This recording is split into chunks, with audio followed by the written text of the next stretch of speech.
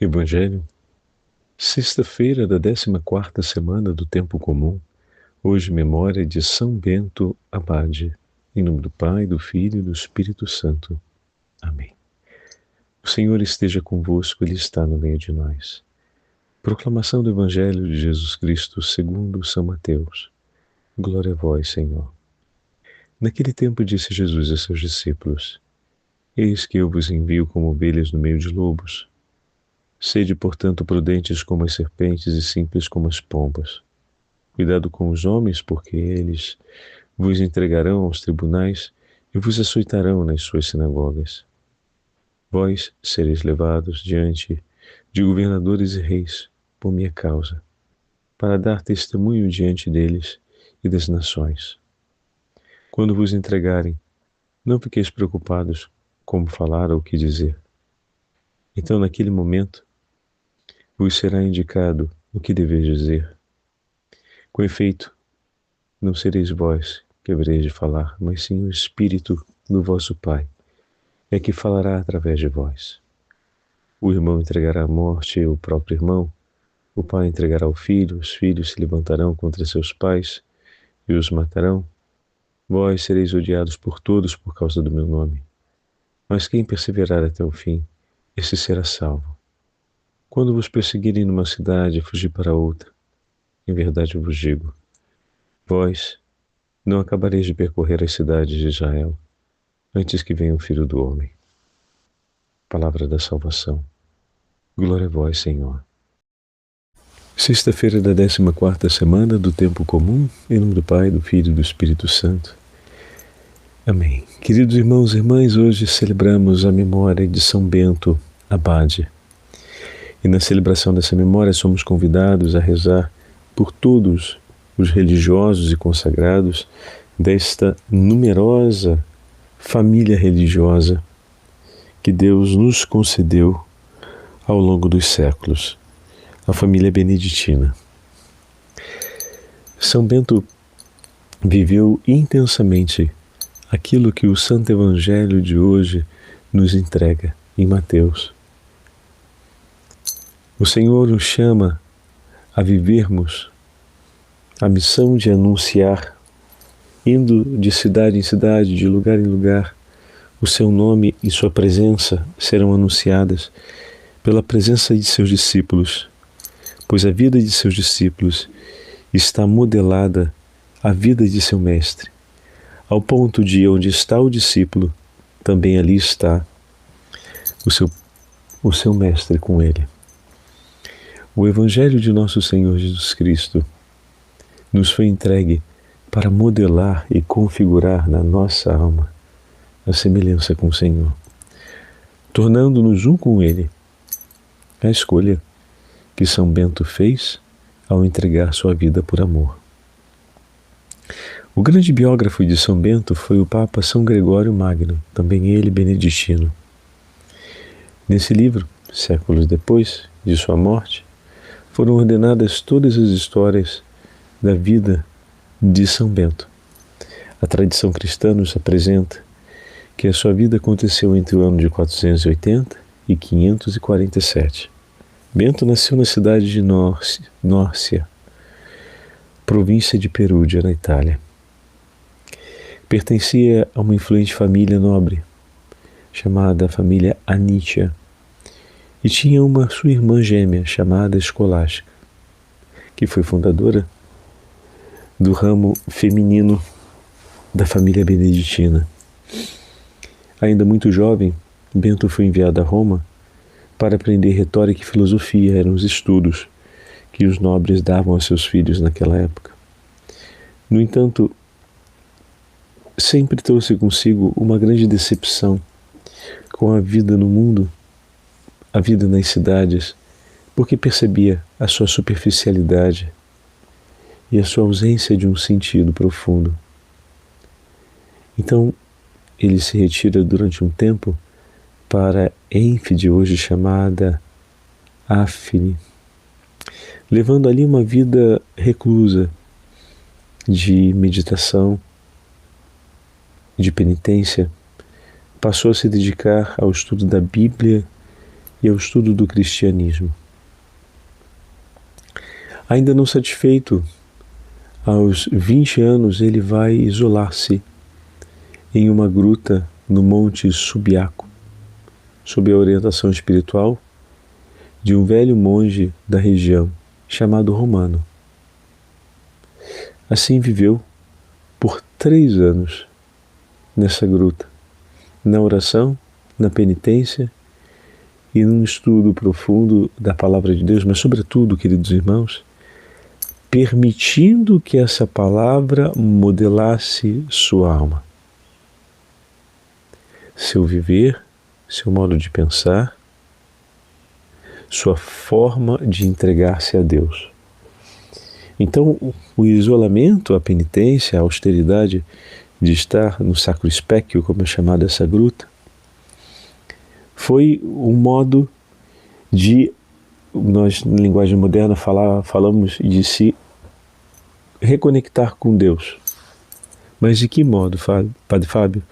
Permitindo que o falar de Deus e sua palavra modelasse a sua vida inteiramente e de dentro para fora. Então, a austeridade, a penitência externa da vida dão espaço e matéria para os duelos internos, onde a palavra de Deus paulatinamente vai vencendo tudo aquilo que dentro do homem se move, a agitação de seus afetos, o ímpeto de suas emoções, a forma de seus pensamentos, e desse modo Deus vai transformando interiormente e levando o seu coração a se tornar completamente entregue a Ele. Bom, assim viveu 3 anos. Depois agregou-se a um grupo de monges de Vicovaro, que logo o elegeram seu prior, porque viram a seriedade e a força espiritual daquele homem.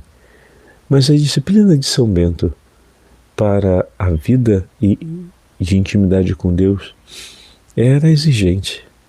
E esses monges que o chamaram para ser seu prior, indolentes de espírito, tentaram envenená-lo. Olha que absurdo, né?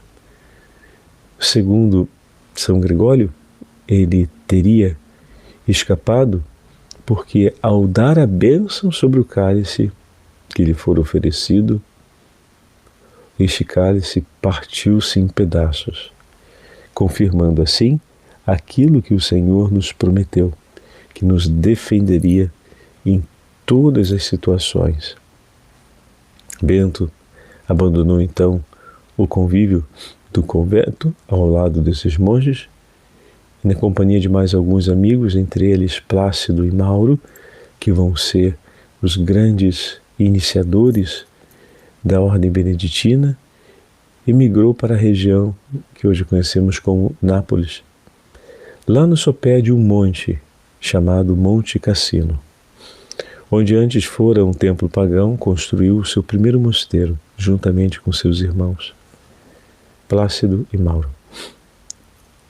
Era fechado dos 4 lados como uma fortaleza e aberto no alto, como uma grande vasilha que recebia a luz do céu. O símbolo e emblema que São Bento escolhe para a ordem são a cruz e o arado, que passaram a ser o exemplo da vida católica dali em diante. A oração e o trabalho. Orat et laborat. Mas São Bento acrescenta ainda mais um elemento importante nesse movimento: a leitura. O espaço para recolher-se na companhia de Deus que fala conosco, especialmente a leitura da Sagrada Escritura. Não apenas a oração e o trabalho, mas a oração e o trabalho que passa por esse tempo em que a leitura leva a alma a recolher o falar de Deus. O justo equilíbrio do corpo da alma, do espírito, para manter o ser humano em constante comunhão com o seu Deus. Ainda registrou que o monge deve ser não soberbo, não violento, não comilão, não dorminhoco, não preguiçoso, não detrator, não murmurador. A vida de São Bento e sua regra inspirou praticamente toda a Europa. E na Idade Média já era a regra religiosa mais conhecida e vivida em todos os mosteiros. A Europa vai ser profundamente marcada pela presença de São Bento, pela sua regra e pelos ensinamentos que ele trouxe a fim de que pudéssemos viver em comunhão com o Senhor. São Bento é proclamado patrono da Europa e dessa forma se torna um baluarte para todos os povos europeus sobre o modo como amar a Deus e viver em comunhão com Ele. Escreve São Bento em sua regra, e trago esse trechinho do prólogo da regra, da primeira parte. Nada absolutamente prefiram a Cristo Jesus, o nosso Senhor. Antes de tudo, quando quiseres realizar algo de bom, pede a Deus com um coração muito insistente que seja plenamente realizado por Ele. Pois já tendo-se dignado contar-nos entre o número de seus filhos, que Ele nunca venha a entristecer-se por causa de nossas más ações. Assim devemos em todo tempo pôr a seu serviço os bens que nos concedeu, para não acontecer que, como pai irado, venha a deserdar seus filhos. Ou também, qual Senhor temível, irritado com os nossos pecados, nos entregue ao castigo eterno, como péssimos servos que o não quiseram seguir para a glória. Levantemo-nos, enfim, irmãos, pois a Escritura nos desperta, dizendo: já é hora de levantarmos do sono. Com os olhos abertos para a luz deífica e os ouvidos atentos, ouçamos a exortação que a voz divina nos dirige todos os dias. Diz o Salmo: Oxalá ouvisseis hoje a sua voz, não fecheis os corações. E ainda, quem tem ouvidos, ouça o que o Espírito diz à Igreja. E o que diz esse Espírito à Igreja? Meus filhos, vinde agora e escutai-me. Vou ensinar-vos o temor do Senhor. Correi enquanto tendes a luz da vida, para que as trevas não vos alcance. Procurando o Senhor o seu operário na multidão do povo ao qual dirige estas palavras que acabamos de ouvir, diz ainda ele: qual o homem que não ama a sua vida procurando ser feliz todos os dias? E se tu, ao ouvires este convite, responderes: eu dir-te-ei Deus, dir-te-á Deus, se queres possuir a verdadeira e perpétua vida, então eu lhe digo: afasta a tua língua da maldade, teus lábios de palavras mentirosas. Evita o mal e faze o bem. Procura a paz e vai com ela em seu caminho. Salmo 33. E quando fizeres isto, então meus olhos estarão sobre ti e meus ouvidos atentos às tuas preces. E antes mesmo que me invoques, eu já te direi: eis-me aqui. Tu és meu filho. Que há de mais doce, caros irmãos, para nós, do que esta voz do Senhor que nos convida e, ao mesmo tempo, se apresenta dizendo: eis-me aqui. Vede como o Senhor, na sua bondade, nos mostra o caminho da vida. Cingidos, pois, os rins, com a fé e a prática das boas ações, guiados pelo Evangelho, trilhemos então os seus caminhos, a fim de merecermos ver aquele que nos chama a seu reino. Se queremos habitar na tenda real do acampamento desse reino, é preciso correr pelo caminho das boas ações. De outra forma, nós nunca chegaremos lá. Assim como há um zelo mau de amargura que afasta de Deus e conduz ao inferno, assim também há um zelo bom que separa dos vícios e conduz para Deus.